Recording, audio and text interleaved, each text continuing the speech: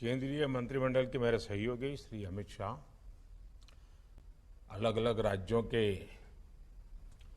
मुख्यमंत्रीगण, गृह मंत्री जी, राज्यों के पुलिस महानिदेशक, गृह मंत्रालय के वरिष्ठ पदाधिकारीगण, अन्य सभी महानुभाव, देवी और सज्जनों, आजकल देश में उत्सव का माहौल है। ओणम, ईद, दशहरा, दुर्गा पूजा, दीपावली सहित अनेक उत्सव शांति और सौहार्द के साथ देशवासियों ने मनाए हैं। अभी छठ पूजा समेत कई अन्य त्योहार भी हैं। विभिन्न चुनौतियों के बीच इन त्योहारों में देश की एकता का सशक्त होना आपकी तैयारियों का भी प्रतिबिंब है। संविधान में भले कानून और व्यवस्था राज्यों का दायित्व है, लेकिन ये देश की एकता, अखंडता के साथ भी उतने ही जुड़े हुए हैं। सूरजकुंड में हो रहा गृह मंत्रियों का ये चिंतन शिविर कोऑपरेटिव फेडरलिज्म का भी एक उत्तम उदाहरण है। हर एक राज्य एक दूसरे से सीखें, एक दूसरे से प्रेरणा लें, देश की बेहतरी के लिए मिलजुल करके काम करें। ये संविधान की भी भावना है और देशवासियों के प्रति हमारा दायित्व भी है। साथियों, आजादी का अमृत काल हमारे सामने है। आने वाले 25 साल देश में एक अमृत पीढ़ी के निर्माण के हैं। ये अमृत पीढ़ी पंच प्राणों के संकल्पों को धारण करके निर्मित होगी। विकसित भारत का निर्माण, गुलामी की हर सोच से मुक्ति, विरासत पर गर्व, एकता और एकजुटता और सबसे प्रमुख बात नागरिक कर्तव्य, इन पंच प्राणों का महत्व आप सभी भली भांति जानते हैं, समझते हैं। ये एक विराट संकल्प है जिसको सिर्फ और सिर्फ सबका प्रयास से ही सिद्ध किया जा सकता है। तरीके अपने अपने हो सकते हैं, रास्ते, प्रायोरिटी अलग अलग हो सकती हैं, लेकिन ये पंच प्राण देश के हर राज्य में हमारी गवर्नेंस की प्रेरणा होनी चाहिए। जब ये सुशासन के मूल में होंगे तो भारत के सामर्थ्य का विराट विस्तार होगा। जब देश का सामर्थ्य बढ़ेगा तो देश के हर नागरिक, हर परिवार का सामर्थ्य बढ़ेगा।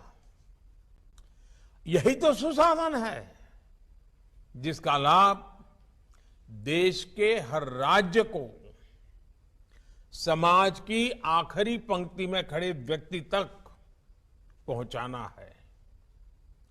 इसमें आप सभी की बहुत बड़ी भूमिका है।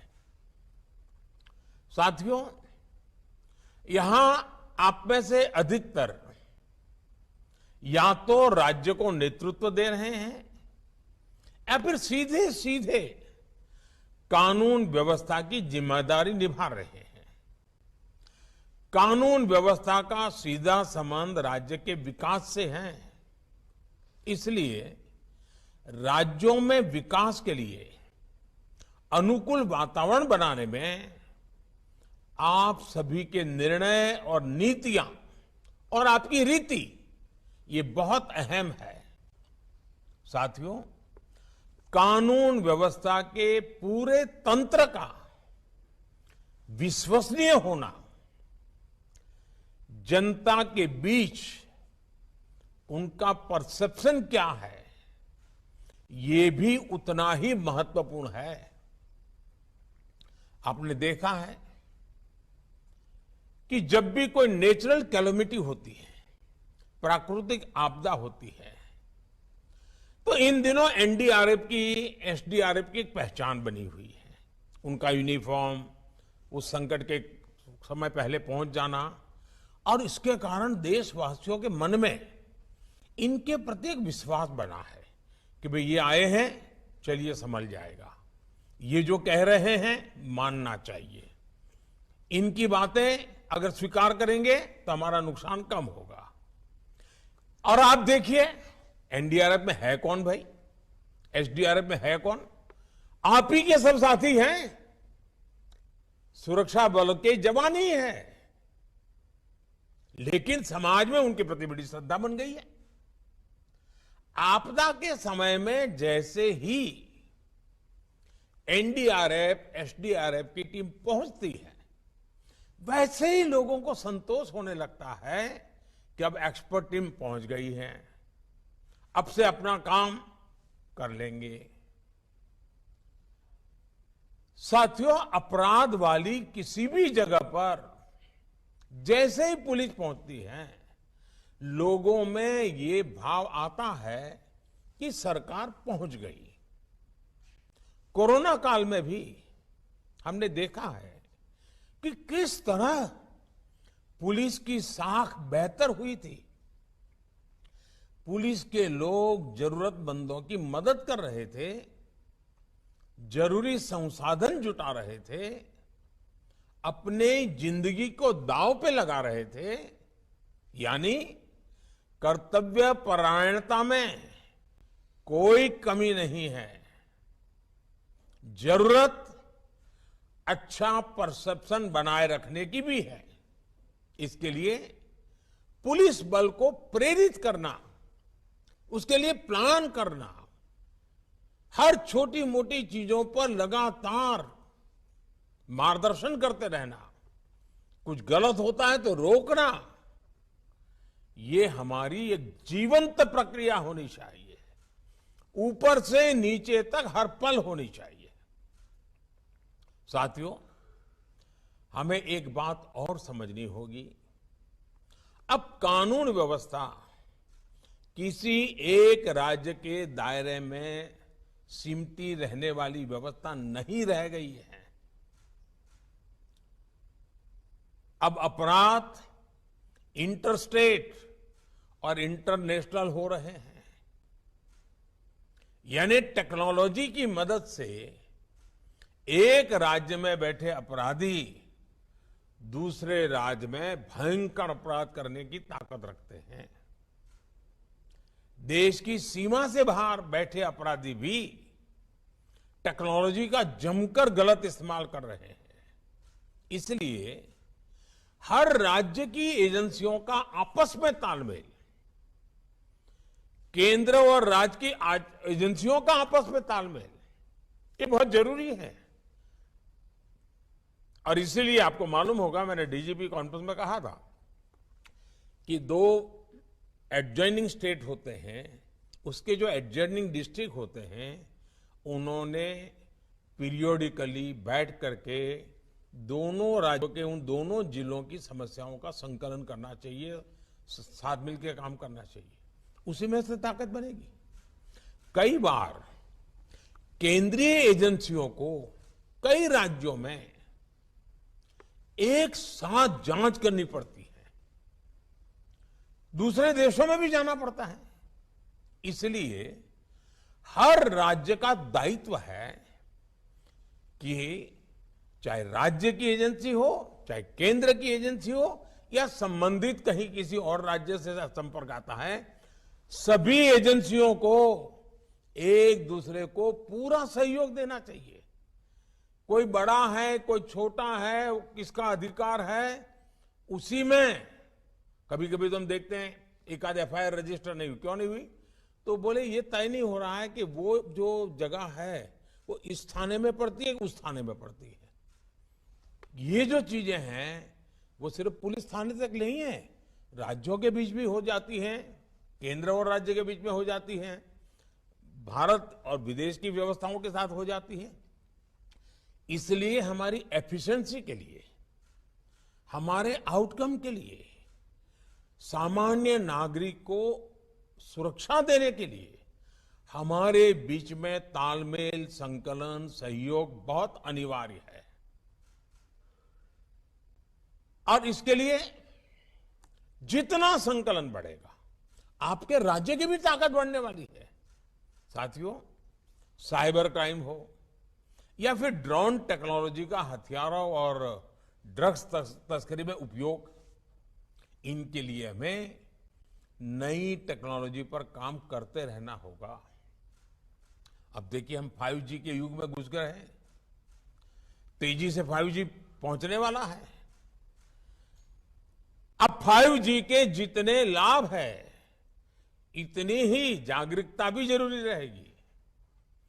5G से facial recognition technology, automatic number plate recognition technology, drone और सीसीटीवी जैसी टेक्नोलॉजी, परफॉर्मेंस में ये कई गुना सुधार होने वाला है। लेकिन हम जितनी तेजी से आगे बढ़ेंगे, जो क्राइम करने वाला वर्ल्ड है उसका भी ग्लोबलाइजेशन हो चुका है, वो इंटरस्टेट हो चुका है, वो भी टेक्नोलॉजी में फॉरवर्ड हो चुके हैं। मतलब हमें उनसे 10 कदम आगे जाना होगा। हमें हमारी कानून व्यवस्था को भी स्मार्ट बनाना, इसके लिए बहुत ही आग्रह से काम करना पड़ेगा। साथियों, मेरा आग्रह ये भी है कि टेक्नोलॉजी को कृपा करके बजट के तराजू से न तोले। और मेरा सभी आदरणीय मुख्यमंत्रियों से, सभी आदरणीय गृह मंत्री जियों से इस विषय में एक टीम बना करके दुनिया में क्रिमिनल वर्ल्ड किस टेक्नोलॉजी में आगे बढ़ रहा है, उपलब्ध टेक्नोलॉजी हमारे लोगों को कैसे सुरक्षा दे सकती है, इस पर गंभीरता से सोचना चाहिए। और इसमें जो बजट जाएगा वो बाकी सैकड़ों खर्चों को बचाने का कारण बन जाएगा। और इसलिए टेक्नोलॉजी का बेहतर इस्तेमाल पूरे पुलिस तंत्र को तो मजबूत करता ही करता है, सामान्य मानवीय को सुरक्षा देने का एक विश्वास नीचे तक हम पहुंचा पा सकते हैं। टेक्नोलॉजी क्राइम प्रिवेंशन में भी मदद करती है और क्राइम डिटेक्शन में भी, क्राइम इन्वेस्टिगेशन में भी बहुत काम आती है। आज देखिए, कितने ही अपराधी सीसीटीवी की वजह से पकड़े जा रहे हैं। स्मार्ट सिटी अभियान के तहत शहरों में बनाए गए आधुनिक कमांड एंड कंट्रोल सिस्टम से भी बहुत मदद मिल रही है। साथियों, इस प्रकार की नई टेक्नोलॉजी के विकास के लिए केंद्र सरकार ने पुलिस टेक्नोलॉजी मिशन भी शुरू किया है। अनेक राज्य भी इसमें अपने स्तर पर काम कर रहे हैं। लेकिन यह अनुभव आ रहा है कि हमारे अलग अलग प्रयोग होने के कारण हमारी टेक्नोलॉजी एक दूसरे के साथ बात नहीं करती है और इसलिए हमारी एनर्जी वेस्ट होती है। वो जो भी मटेरियल है वो उस राज्य तक सीमित रहता है। हमें कॉमन प्लेटफॉर्म के विषय में बड़ा मन रख करके सोचना ही पड़ेगा। किसी एक के पास बहुत उत्तम चीज है तो ये मान करके न बैठे कि मेरे पास है, मैं तो किसी को दूंगा नहीं, मैं अपनी ताकत बनाए रखूंगा। एक समय आएगा, कितनी उत्तम टेक्नोलॉजी होगी और लोगों के सहयोग में नहीं होगी तो स्टैंड अलोन निकम्मी हो जाएगी। और इसलिए टेक्नोलॉजी में भारत के संदर्भ में सोचना, हमारी सभी best practices, best innovation common link वाले ही होने चाहिए, इंटर ऑपरेबल होने चाहिए, एक दूसरे के साथ लगातार सरलता से बात कर सके, ये व्यवस्थाएं अनिवार्य हैं। साथियों, आज फॉरेंसिक साइंस का महत्व बढ़ रहा है और वो सिर्फ पुलिस महकमे के तक सीमित नहीं है जी। लीगल फर्टेनिटी को फॉरेंसिक साइंस समझना पड़ेगा, जुडिशरी को फॉरेंसिक साइंस समझना पड़ेगा, इवन हॉस्पिटल को भी फॉरेंसिक साइंस समझना पड़ेगा। इन सबके प्रयत्न से ही फॉरेंसिक साइंस का उपयोग क्राइम और क्रिमिनल को